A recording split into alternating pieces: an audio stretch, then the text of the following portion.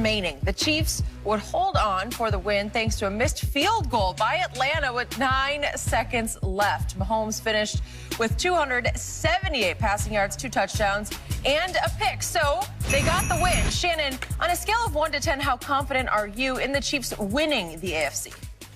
I'm confident. I'll say I'm 8.5, 9. Clearly, they didn't have their best stuff yesterday, and you can't expect a team to play their very best every single game for four straight quarters. But I think winning close ball games is a valuable experience come playoff time, because the likelihood of you blowing the teams out that you're going to have to play is not very likely. See, a boxer knocking everyone out doesn't tell me anything about it. It's when he gets knocked down, when he hits the canvas, can he get up? And so that's what we saw, Skip. Mike Tyson was knocking everybody out. Boom, boom, boom. Oh, he's unbeatable. Buster Douglas got him, knocked him down. He was never the same fighter. You see, what I can't understand, and I've been trying to help people to get me to understand this, and is that we're going to talk about this, but let me tell you, if the Saints were a college football team, if the Chiefs were a college football team, they would have the most impressive resume. Their strength of schedule would be top-notch. Their RPI would be #1 across the board. Let me tell you what they've done. They went on the road and beat the Ravens. They beat the brakes off the Ravens. They went on the road and beat the Buffalo Bills. Now, the Buffalo Bills have won the division. I think they're 11-4. What, 11-4? I think they're 11-4. They beat the Dolphins on the road, 10-5 in Miami. They beat the Saints, who's won the NFC South, on the road. So Buffalo, Ravens, Bucks, Dolphins, Saints, all are either in the playoffs or right there, win last game, they're in said playoffs. But we question the manner in how many points they would. Skip, everybody wants to win by 25. But can you find a way to win? And so it's only in 50, I mean, this is what Mahomes have done to us. He spoiled us. Only the second time in 51 career starts, he scored 20 points or less. That's what he's done. So I still have confidence in them. If I'm Andy Reid, my starters are playing except Tyreek Hill and Sammy Watkins because they're nursing injuries. And if you notice, Skip, Tyreek wasn't his explosive self. He's nursing the hamstring. They had him on a pinch count. Tyreek, he sure was explosive when he chased down that interception return. Yeah, but Skip, I think he only probably had like 20-plus snaps. And you actually think they would put Terrell Jr.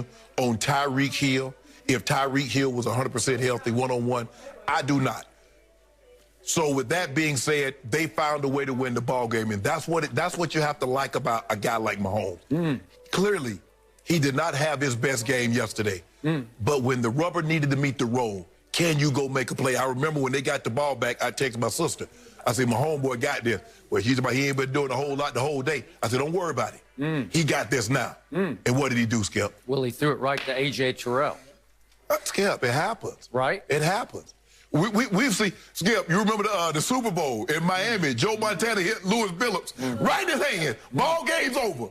And he dropped it, and they come back, throw the ball to Jerry Rice. Jerry Rice runs it down there, they run 200 X-slant, touchdown, ball game, Joe wins the Super Bowl. That happens. You remember, Skip, at the Super Bowl, they would have went 19-0. Asante Samuels dropped Eli's touchdown interception on the sideline. Jumped too soon. He tried to get both feet in bounds, Skip, and dropped it, and they go down the field. And that's normally what happens. When you get that opportunity, Skip, you better cash in. But I still feel very confident in the Chiefs. I know what they represent offensively, and it's going to be very interesting because you're going to have to go to Arrowhead to beat them. But I still like the Chiefs. I'm not leaving my Super Bowl picks. I had New Orleans in the beginning. I had Kansas City in the beginning. But New Orleans better hope they don't get a night like what Tennessee got last night, because it might be a little difficult to have to go to Lambeau Field. Okay, scale of 1 to 10. My confidence level in your Super Bowl pick, the Kansas City Chiefs, is a 5. But I say the glass is half empty, not glass half full. Okay. I believe your Chiefs are on borrowed time right now, because this is a what have you done for me lately. All those games that you listed, all of them highly impressive, came before the last 7 games. And they have won 7 in a row in the streak. And Tampa's been in that 7, right? Yeah, they won by 3 at Tampa. Yeah. But the point is that In margin of victory, it's the lowest margin of victory in NFL history for a 7-game winning streak. Lowest ever, because the average margin of victory is 3.9 points per game. Yes. And they are. Carolina at home, they beat by 2. Then they went to Las Vegas, the Raiders, they won by 4. Then at Tampa, they held on and won by 3. If Brady gets the ball back, 4:10 left, it's going to be over. Denver at home, 6. At Miami, 6. At New Orleans, 3. It's okay. Atlanta yesterday, you just trashed Atlanta after Tom Brady came back from 17-0 down at halftime and 24-7 down in the third quarter. You said they're horrible on pass defense. And Brady had said after the game, they are very athletic and very fast in their secondary. They're hard to deal with.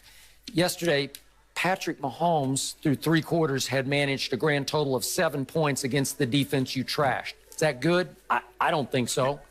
But here's the thing, Skip, is that, yes, they played. This was the best that I've seen them play. They had their moments because they knew one thing. Kansas City couldn't run the football. Let's get deep. Try to get pressure, because they was creating pressure. Even though they didn't sack Mahomes, Skip, they sped him up. And he was off a little bit. A little behind Kelsey, a little behind Watkins, a little off, a little here and there. And, Skip, in order to beat this team, you got to hope he's off somewhat. If he's on, you cannot beat him. If he's on his game, you can't beat the Chiefs, period. He was off all day yesterday. He was. And it's my homeboy at home, boy. And I'm like, what's up with that? Because he was wild high, he was wild low, he was wild left, wild right. And after a while, I'm thinking, God, he's just having a bad day at the office. He did say after the game it was just a bad game. But it gets exacerbated by the fact that his head coach is throw first, number one, and Andy Reid is trick first. It's like he cannot help himself to say, watch this, watch what an offensive genius I am. So they get it down to 4th and 1 at the Atlanta 26 in the first quarter. It's a nothing game. It's 9:30 left in the first quarter. Could we see the play that they tried to run here?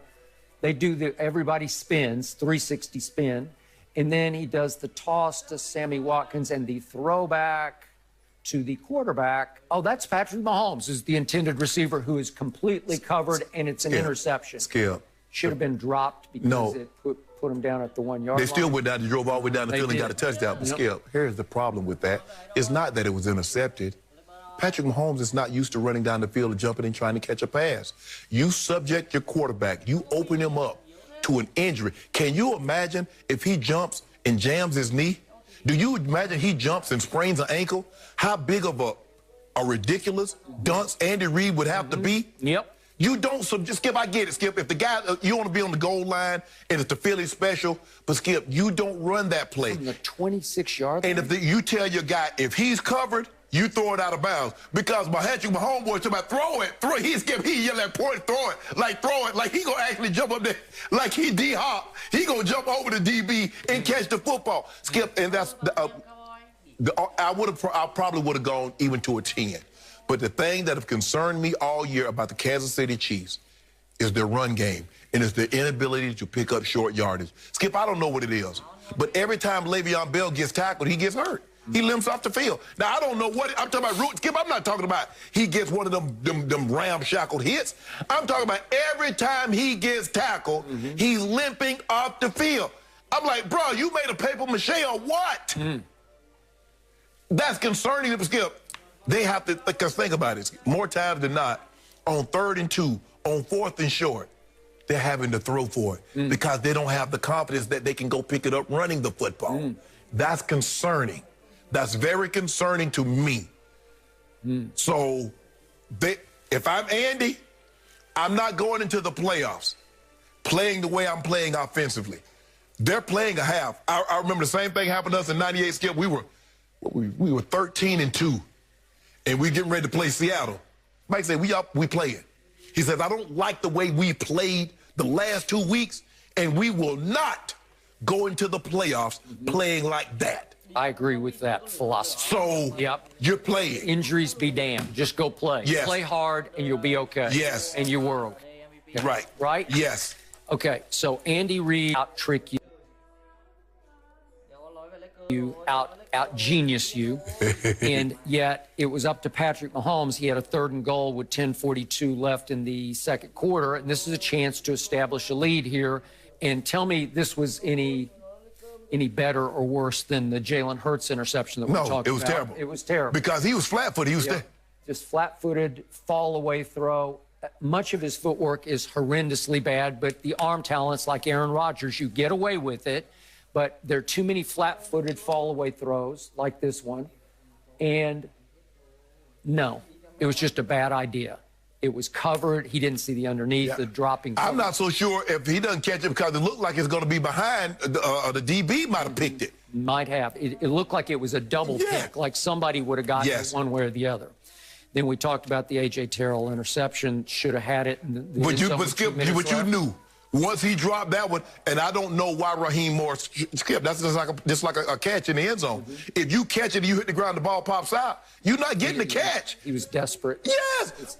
He's just trying to show that he tried. It was clearly not a catch. Yeah, what? He closed. And on the very next play, Demarcus Robinson on the little skinny post, and he threw a rocket. I give you that. And yet, here comes Matt Ryan again with no Julio. Yeah. Boom, boom, boom, down the field. I told you to skip Calvin Ridley for real. He is for real. And Matt Ryan threw one just rocket to him. Man, it was a great throw. Yes.